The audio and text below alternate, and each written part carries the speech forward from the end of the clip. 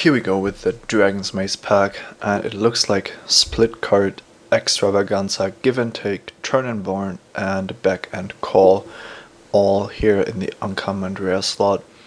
Let's look at the commons real quick. Some clue stones, not really an option.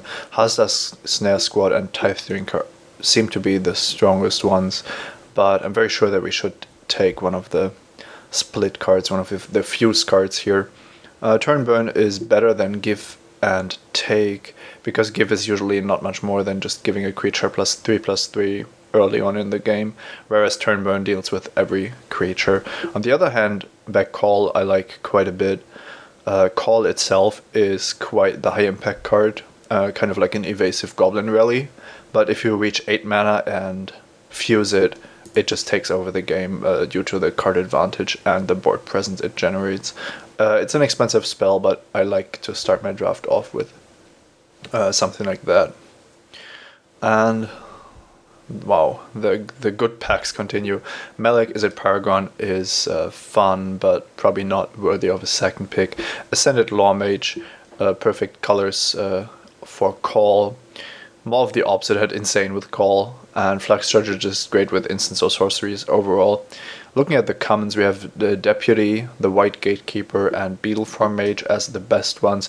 There is also Boros Guildgate and Simic Cluestone for fixing, but looking at the power level of this pack, I think we have to take a spell here. Well, a non-land here. And Deputy, Law Mage, Beetleform Mage all look very promising. I think they are all better than the more expensive, more clunky cards, especially the Izzet ones, looking at the colors we are looking to draft. So the real question is if Ascended Law Mage is better than the early drops. I'm going to go with the Deputy here.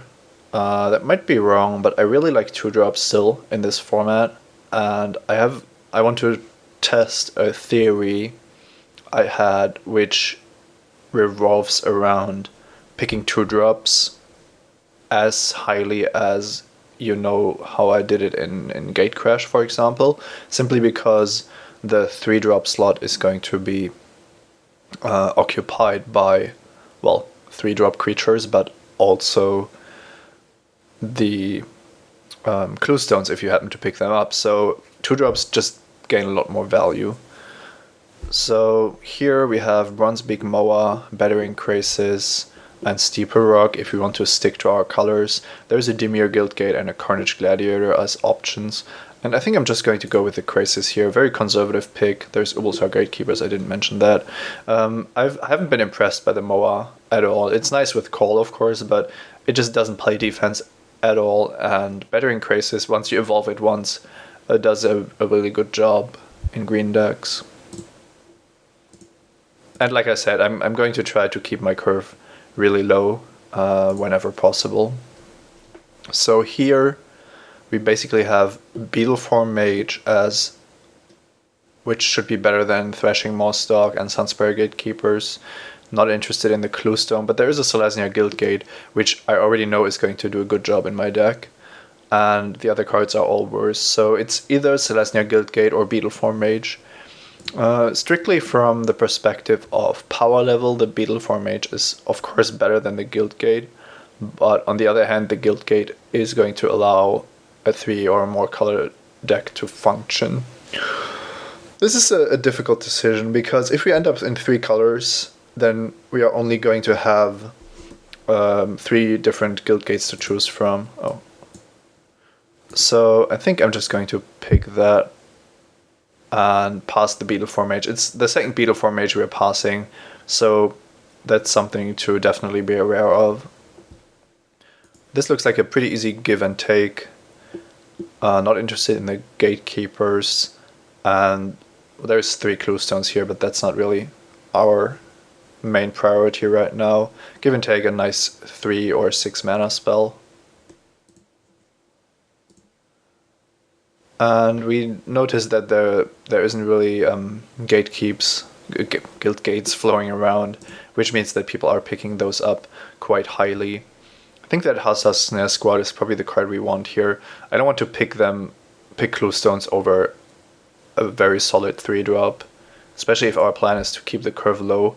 then I'm not going to worry about the higher parts of the curve until later on in the draft. This pack is probably the worst of the ones we've seen so far. We could pick Mutant Spray, and it might actually be decent in our deck. We already have Give and one Evolve creature, and I don't think that this is going to end up being an Izzet Cluestone deck, so let's just try that. Bread for the Hunt, actually, I think it's a great card, but it's too unrealistic to actually trigger it, and then it's not worth the investment. There's a Winddrake, which is a great pickup for my strategy, so let's take that. These Cluestones are not in the right color. I'm not going to play Restore the Peace, but Dimir Cluestone might find a home in my deck. Much more likely than Rakdos Cluestone for obvious reasons. Here we have the option between Simic Cluestone, Murmuring Phantasm, and Runner's Bane.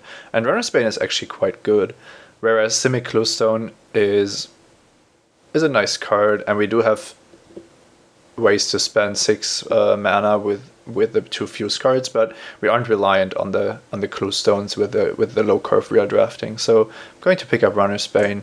It should actually be a good removal spell.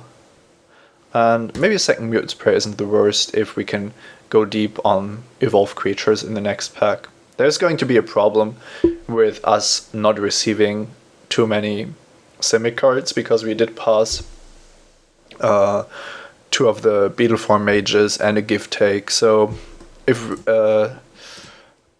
things don't work out, then we are going to have to face a pretty empty Gatecrash packs, but don't really see what we could have done about that. And we do actually get all the 2 fitting Cluestones here at the end of the pack.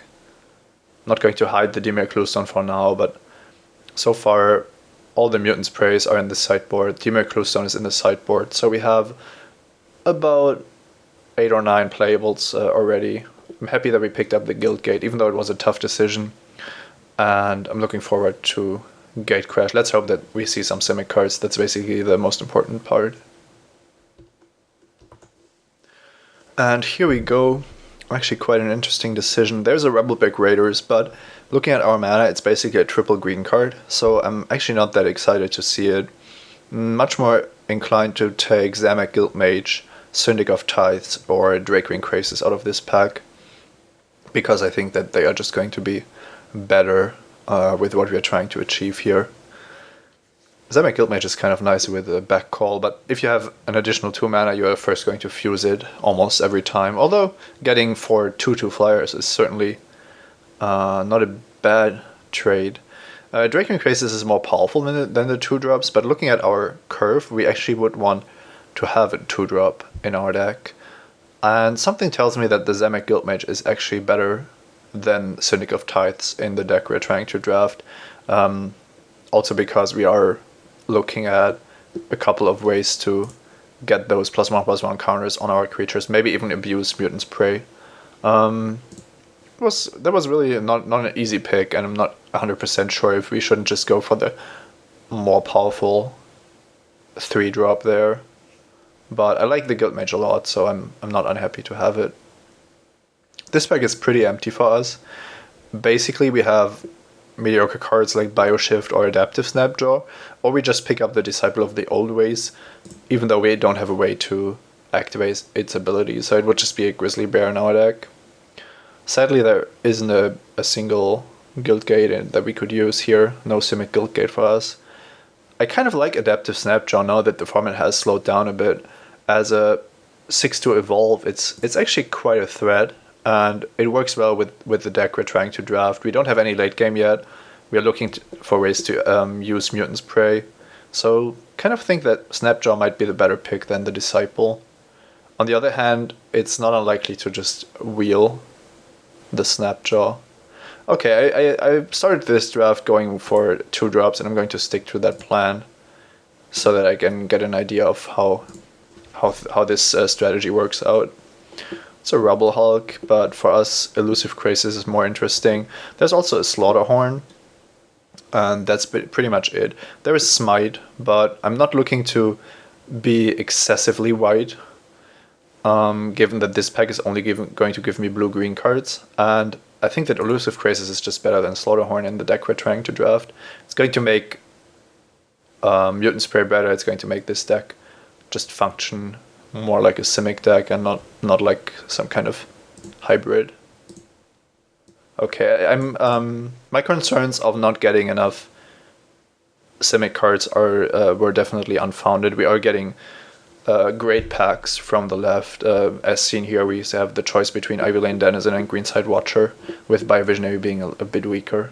I love Ivy Lane Denizen, and we don't have any 4-drops, and it works great with our overall strategy, so I'm going to snatch that up. And here we have Unexpected Results, not the greatest card, so Simic Guildgate is probably the pick here. Zoroark Swine, not in the right colors. A lot of cards that are okay, but nothing is too exciting, so I'm very happy to pick up the Guildgate here. A second Ivy Lane Denizen might just be the late game that we want in this deck, and makes it even more likely that we're just going to play, let's say, 2 Mutant Spray and just try to blow people out. It's also quite good at evolving other creatures. Here we have a Last Thaws that might actually be very, very fine. Armor Transport and Naturalize are okay, but you wouldn't usually main deck Naturalize, and I don't like Armor Transport in Simic at all. So, given that Gruul Guildgate only activates Disciple of the Old Ways and doesn't really do much for us, I'm going to try the Last Thoughts. This could be the deck where Last Thoughts gives us a nice late game. This is also quite interesting. We have the choice between Millennial Gargoyle and Clinging Anemones, and neither of them are green, so that's not really a tiebreaker we can use. Having another flyer is nice, but having another evolved creature that also evolves other creatures and makes Mutant Spray better makes me think that the Anemones are the pick here, just based on what else we have. Here's my favorite card from Gatecrash, Spire Tracer. I would have thought it's not good anymore now that Dragon's Maze has entered the mix, but the deck we are drafting definitely wants 1 or more Spire Tracers, so yeah, that's it.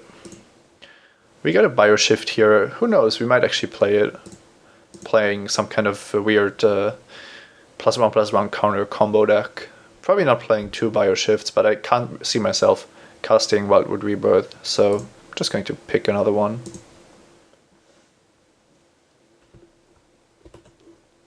Here we can take a Night Watch, which isn't uncastable for us, although the white is most likely going to be a splash, depending on what kind of Azorius and Selesnya cards we are going to see.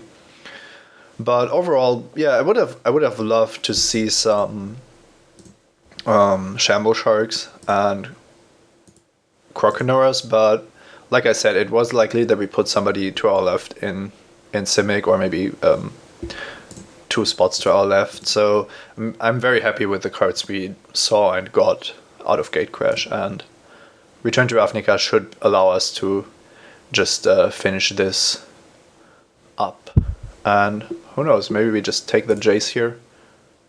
We are heavy blue, so the mana isn't a problem. It looks like it's the best card by far out of this pack. I would play the Curses Accord. I think it would fit this deck nicely, but Jace has to be better in almost every circumstance. And it's also a mythic rare, so makes the decision even easier. Let's try to cut some of these cards. Oh, foiled Search the City. That's pretty sweet. Okay, yeah, we're not picking that. There's a Tristani's Judgment as a removal spell. There's also a Centaur's Herald, one of the top Selesnya cards in my opinion. I'm going to highlight that simply because we have 2 Ivy Lane Denizens and we are looking to draft a low curve. So Centaur's Herald looks pretty amazing to me. And even though the Judgment isn't bad, we would only be splashing it, and it does cost 6 mana, so Centaur's Herald has to be better. There's a Sunspire Griffin, and that's the price we're paying here. We can't really afford to pick a double white card with the mana base we are looking at. So even though it's the best card in the pack, and we are playing white, I'm not going to pick a double white card. I think the pick is between Crosstown Courier if we want another 2-drop, Towering Indrik or Rune Ring, and Dramatic Rescue is an option as well. Dramatic Rescue gives us a way to interact with opponents' creatures that we don't have so far, and we aren't really lacking in creatures. Well, we only have 12, but our creatures are all pretty good, and Rune Ring and Towering Indrik don't really cut it. So Dramatic Rescue would be a nice way of dealing with opposing auras or tokens. So I think I'm going to take that. Let's hope that the mana works out. Here we see Transguild Promenade, which might just be the pick. There's a Rubbleback Rhino, some white cards, but the Promenade is another mana fixer, so an easy pick. And this pack doesn't have all that much for us. There's a Frostburn Weird, which does cost double blue, but it's by far the best card here. So even though it's kind of tough on the mana, this might just be the card that we want. Putting counters on this is also amazing. I think the alternative would be to just pick a cancel, and that doesn't seem to be like what our deck is trying to do. Yeah, let's go for that. It's not the end of the world to have a single double blue card in your otherwise blue-green-white deck. Teleportal is absolutely insane, but we won't be casting it. We won't be splashing red, not with the cards we've drafted. So it's either a white card on the splash like Seller of Songbirds, a Mizzium Skin which just says low impact, or we actually just hate draft the Teleportal. I think those are our options. The question is, how good is Seller of Songbirds on the splash? I don't think it's going to be amazing. So Mizzium Skin also not a card I'm very fond of. I'm going to take out Teleportal. I think it's one of the most powerful cards in Return to Ravnica, now that the new set has come out, or has been added to the mix, I should say. Drudge Beetle is nice because of Ivy Lane Denizen and our +1/+1 counter theme. So it's not unreasonable to pick this instead of Giant Growth, Hussar Patrol, or Skyline Predator. On the other hand, Skyline Predator just does a lot for our deck. We don't have a lot of expensive cards yet, and getting that 3/4 Flash Flyer in there is going to be good with Evolve and also on defense. Yeah, I think the Skyline Predator is sufficiently powerful that we should take it here. This pack is between Tower Drake, Carousel Monitor, and Common Bond. Now, Common Bond works exceptionally well with Mutant's Prey as well. I'm not sure how much of all these interactions we are actually going to be able to fit into our deck, though. The main question is, how much white cards are we going to play anyway? We do have 3 white sources already, and we could play like a plane, so that would mean 4 white sources. But then we should probably stop at 3 white cards and be done with it. Given that, I'm just going to take the flyer, be very conservative, not pick the Common Bond here. And hopefully we get rewarded for being a bit conservative on our mana, or with our mana. This Mizzium Skin might be a nice sideboard card, and I don't see a reason to pick anything else up. Search the City, still not good, but it's a foil, and I'm not going to play the other cards, so... Hey, Rune Ring wheeled, as did Crosstown Courier. Okay, the Courier wheeling isn't really a surprise, and Rune Ring is sufficiently better, even though it costs 4. And that should probably be it regarding the good cards. Druid's Deliverance is not really interesting for us, so I'm going to take out Batterhorn because we are playing 2 Clue Stones. And this pack is actually interesting. Both of these spells have their merits. I think that the Injunction is probably better for us than the Cancel, but you could easily take the Cancel here. Okay, I think this is going to turn out pretty nicely. Hopefully the mana works out as well, and then we'll see where this Simic Splash White deck goes. Okay, here we go. Let's just see what we are working with. I'm usually adding the gold cards and then just looking what we aren't going to play. Bioshifts is not something that we want to have in the main deck, most likely. So we're just going to start with the cards that are most likely in our deck. That's already 25 cards, wow. So basically we have Nightwatch and Hustler Square's Snare Squad in white. There is a Misium skin. Then we have all the Mutants, Prey, and 2 Bioshifts. And Demecluson isn't an option, so this is the cards that we could potentially play. Some spells, most of them I haven't played a lot with. And then 2 white cards that would be on the splash, but both are reasonably strong. Now, let's look at what we have here. Let's say this is a 6-drop, and then we have quite a lot of spells, but also a reasonable amount of creatures, so I'm not unhappy about that. Now the 4-drop, oh, unexpected result somehow made it in there, that's not going to be played. The 4-drop slot is kind of populated, but we can still decide whether we want a card like Clinging Anemones in the main deck, given that we don't actually have all that much evolve going on after all. And we are looking to be quite aggressive with our deck. I would love to have some more green creatures because Ivy Lane Denizen just gets so much better, but I'm still happy with how this looks. I'm not sure how good the Deputy is going to be. Maybe it was a mistake to pick it up that early, but I've been quite impressed with its performance. So one card I'm looking at is Nightwatch rather than the Snare Squad, actually, because I don't think it's going to be very important to tap down a blocker with the ability of the Snare Squad, but just getting another 2 creatures with Nightwatch could be very nice.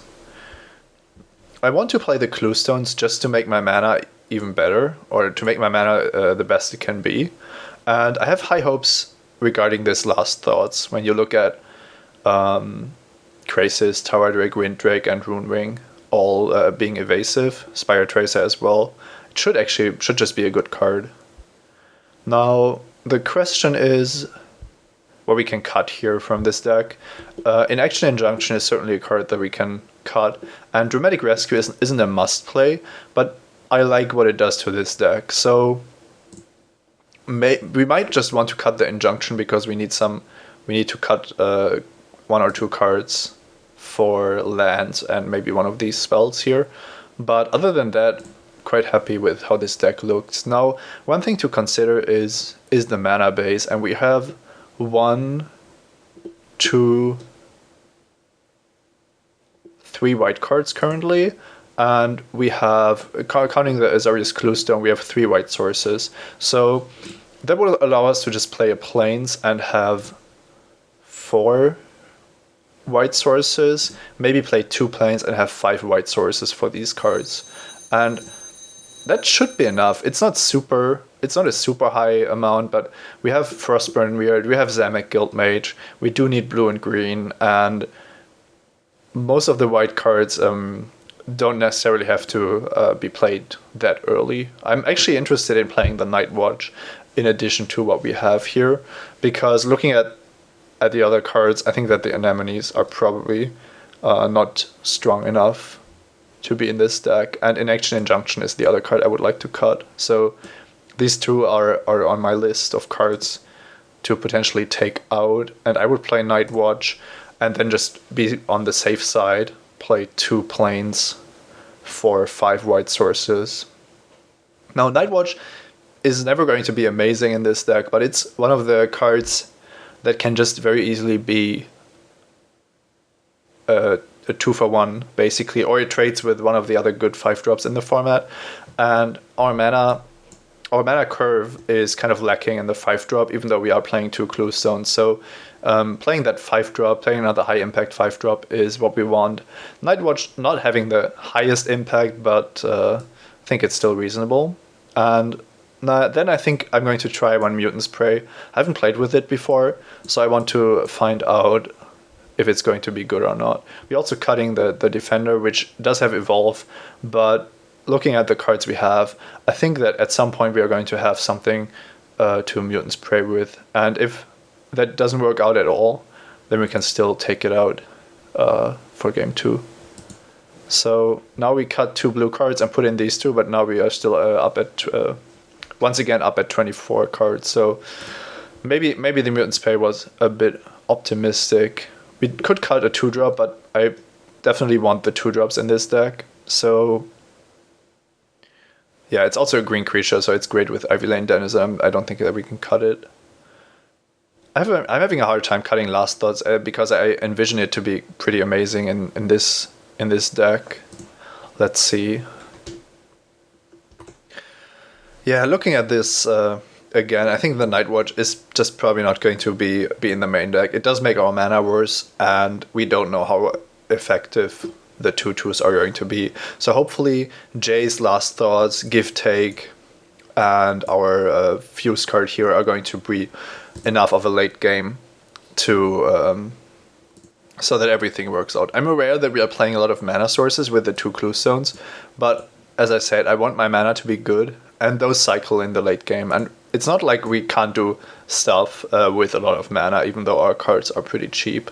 So yeah, and Mutant's Pay I want to keep because I want to try it. So like I said, there's a lot of experimentation going on here, but hopefully things work out.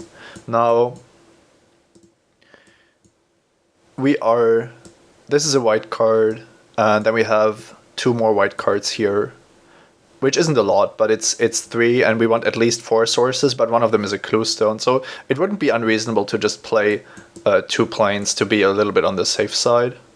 And even though we have a Frostburn yet, I think that this is just a clear example of a mana base that wants approximately even ratio, maybe with one more island, with one more blue source in the deck. On the other hand, the Clue Stones already favor blue a little bit. So let's see, if we play 2 planes, then we have space for 12 other lands.